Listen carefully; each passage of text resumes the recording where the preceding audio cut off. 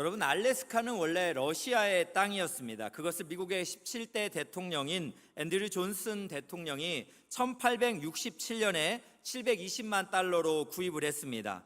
바로 이것은 1.24평에 2센트 정도 지불하면서 구입을 했다고 합니다.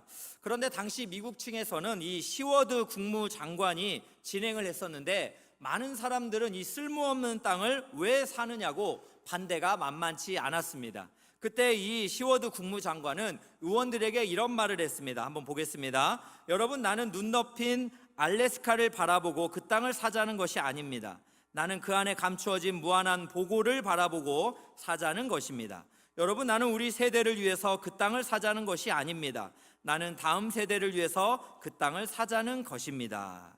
네, 시워드 국무장관은 그 알래스카가 눈 덮인 것만 바라본 게 아니라 그 안에 감춰진 보고, 즉 보물을 바라보고 그 땅을 사자는 것이었습니다. 그것은 현세의 우리를 위한 게 아니라 다음 세대를 위해서, 미래를 위해 사자라는 것이었는데요.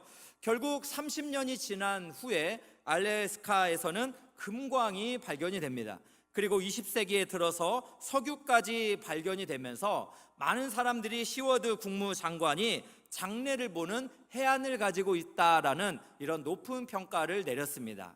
여러분, 이 땅을 살아가면서 우리도 하나님께서 주신 이러한 귀한 보물들이 있는데, 우리도 눈 덮인 알래스카를 보는 것처럼 우리 눈에 보이는 것들을 우리가 보물이라고 또 착각하거나 또 보물로 여기지 않는 그런 일들이 너무나 많습니다. 그런데 여러분, 이 세상에서 가장 최고의 보물은 우리 주 예수 그리스도이신 줄로 믿습니다. 여러분, 지금 여기에서 100년 이상, 지금부터 100년 이상 더 살 수 있는 분은 없습니다. 인간의 수명은 100년으로 한계가 정해져 있기 때문입니다. 그런데 여러분, 현재 살면서도 예수님이 우리 인생의 보물이다라는 것을 발견할 수 있지만, 100년이 안 돼서 우리가 먼저 죽음을 맞이할 때는 우리가 이 땅에서 예수 그리스도를 주로 믿었던 것이 얼마나 큰 보물이 되는지를 그때가 가면 우리가 깨달을 수 있다라는 것입니다. 여러분, 그렇습니다. 예수님은 우리 인생의 최고의 보물이요, 또 최고의 기쁨의 소식입니다. 오늘 우리가 부활주일로 하나님 앞에 감사하며 예배를 드리고 있는데요, 우리가 이 부활주일을 통해서 예수님의 이 부활 안에 담겨져 있는 놀라운 진리가 많이 있습니다. 그 중에서 딱 한 가지 정도만 저와 여러분이 생각을 해보면 좋겠는데요, 예수님은 죽음의 문제에 해답이 되신다라는 것입니다. 여러분, 저는 목사이기 때문에 장례식을 주로 갑니다. 장례식에 가면 불변의 진리가 하나 있죠. 이 땅에 태어난 사람은 모두 죽는다입니다. 그 사람이 유명하건 돈을 많이 가지고 있건 그 사람이 높은 명예를 가지고 있든 사람은 반드시 태어나면 죽습니다. 마치 은행에서 번호표 뽑고 기다리고 있는 것처럼, 이 은행에 있는 데스크에 사람이 종을 치면 우리가 그 앞에 나아가는 것처럼, 언젠가 이 땅에 살다가 하나님이 정하신 날이 되면, 하나님이 하늘에서 종을 치면 우리는 그 하나님의 심판대 앞에 서야 한다라는 것입니다. 그렇기 때문에 우리는 죽음 이후에 대해서 너무 모릅니다. 많은 사람들은 우리가 나이가 들면 어떻게 살아갈까를 걱정하며 노후 대책을 세우지만, 정작 중요한 죽음 이후에 영원한 삶, 즉 사후에서의 대책은 우리가 무방비 상태로 무관심하고 없을 거라고 그렇게 착각하며 살아가고 있습니다. 그러나 그렇지가 않습니다. 오늘 우리가 마가복음을 통해서 우리 예수 그리스도를 믿는 사람들에게는 죽음이 이 땅의 끝이 아니라 영원한 삶이다라는 것을 우리가 발견을 할 수가 있습니다. 오늘 본문을 잘 살펴보면 3명의 여인이 이제 예수님께서 십자가에서 죽으시고 이렇게 무덤 속에 들어가 계실 때 예수님에게 향품을 바르기 위해서 찾아갑니다. 여기서 향품을 바른다는 것은 어떤 의미를 가지고 있냐면, 부패를 막고 또 나쁜 냄새를 제어하기 위함입니다. 그래서 이 3 여인들은 예수님을 사랑했기 때문에 그들은 이 참 예수님의 무덤을 이렇게 안식일이 지난 다음 날에 찾아갔습니다. 그런데 무덤에 가까이 가보니까 돌문은 굴러져 있었고 천사들이 있었고, 그러면서 천사 중에 한 명, 본문에서는 6절에 청년이라고 말합니다. 청년이 이렇게 말합니다. 한번 보겠습니다. 청년이 이르되 놀라지 말라. 너희가 십자가에 못 박히신 나사렛 예수를 찾는구나. 그가 살아나셨고 여기 계시지 아니하니라. 보라, 그를 두었던 곳이니라 라고 말씀하고 있습니다. 지금 천사가 뭐라고 합니까? 예수님이 살아나셨고 여기 계시지 아니하니라. 보라, 그를 두었던 곳, 바로 무덤이 비었다라고 말을 하고 있는 것입니다.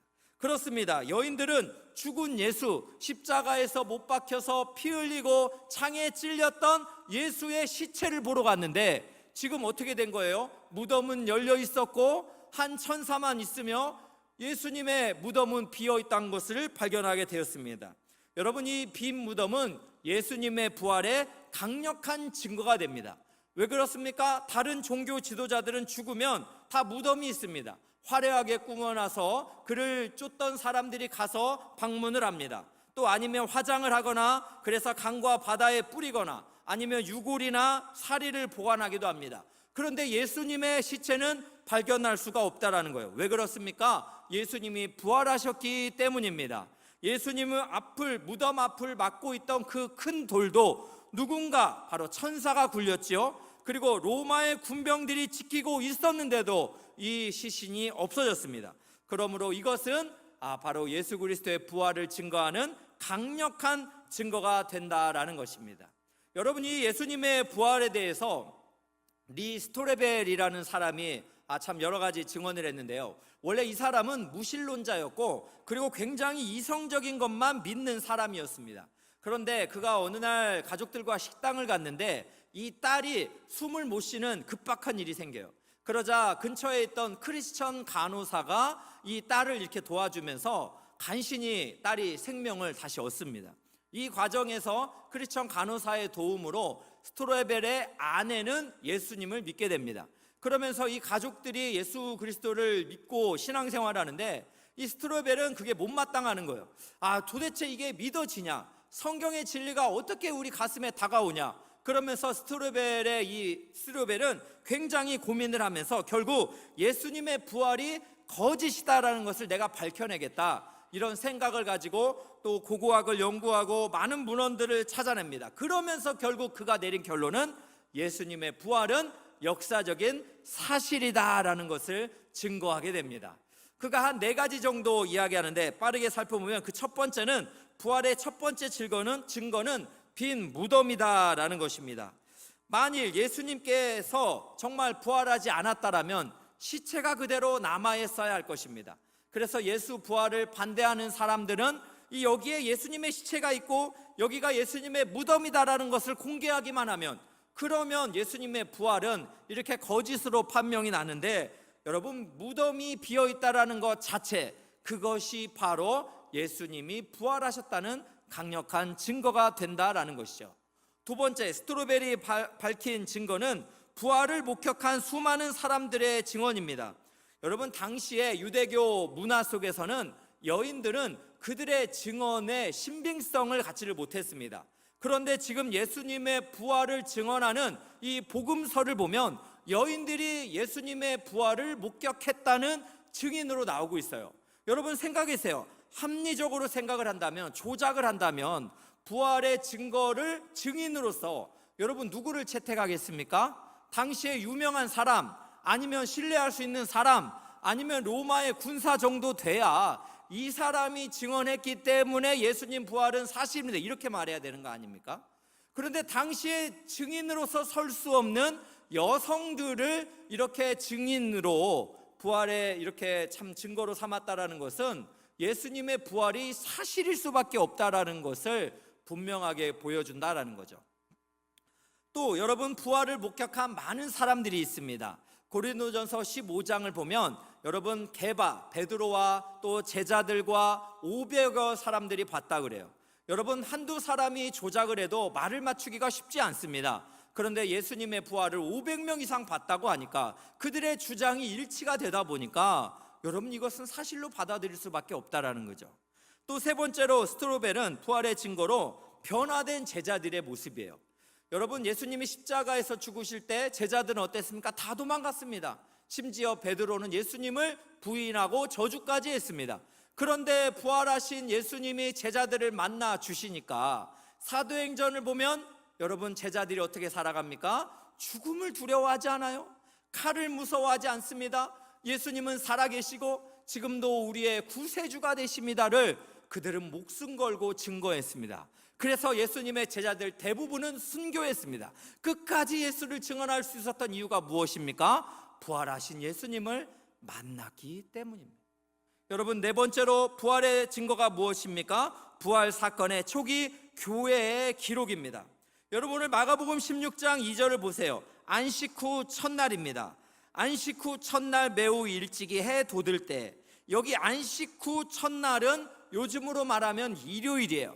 그러니까 바로 일요일에 매우 일찍이 해 돋을 때에 어떤 일이 일어난 거예요? 또 마가복음 16장 9절에도 이렇게 말씀하죠.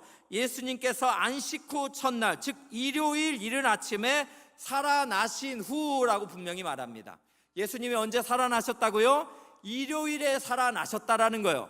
그렇기 때문에 예수님께서 금요일에 성금요일로 우리가 정하며 예수님의 십자가를 기념합니다. 그리고 금요일, 토요일, 그리고 안식 후 첫날 일요일에 예수님이 부활하셨어요. 그래서 여러분, 우리가 주일을 어떤 날로 정하여 지키고 있습니까? 바로 이 일요일을, 주님이 부활하신 날 주일로 우리가 그렇게 거룩하게 지키고 있습니다. 여러분, 이 사실을 우리가 살펴볼 때 예수님의 부활은 실제라는 것을 우리가 그렇게 믿을 수밖에 없다라는 것입니다. 사랑하는 귀한 성도 여러분, 예수님께서는 요한복음 11장 25절 26절에도 이렇게 말씀하셨습니다. 나는 부활이요 생명이니 나를 믿는 자는 죽어도 살겠고 무릇 살아서 나를 믿는 자는 영원히 죽지 아니하리니 이것을 내가 믿느냐. 아멘. 우리 예수님은 부활이요 생명이신 줄로 믿습니다.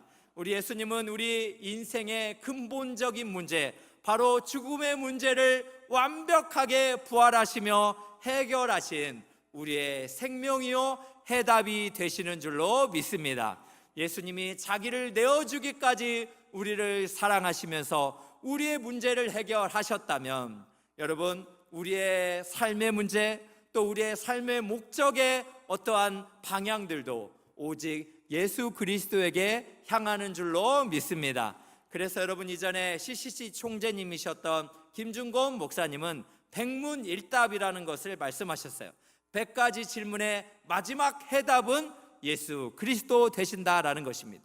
그래서 참 저는 이 청년 시절에 이 10,000명이 되는 청년들과 함께 밤하늘에서 우리 인생의 문제, 죽음의 문제의 해답은 오직 예수 그리스도이십니다라는 것을 그렇게 하나님 앞에서 고백했던 그 감격이 있습니다.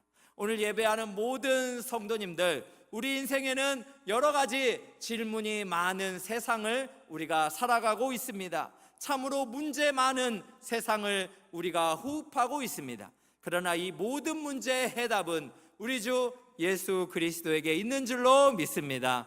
오늘은 부활하신 예수님을 찬송하면서 존귀와 영광을 올려드리시기를 주님의 이름으로 축원합니다.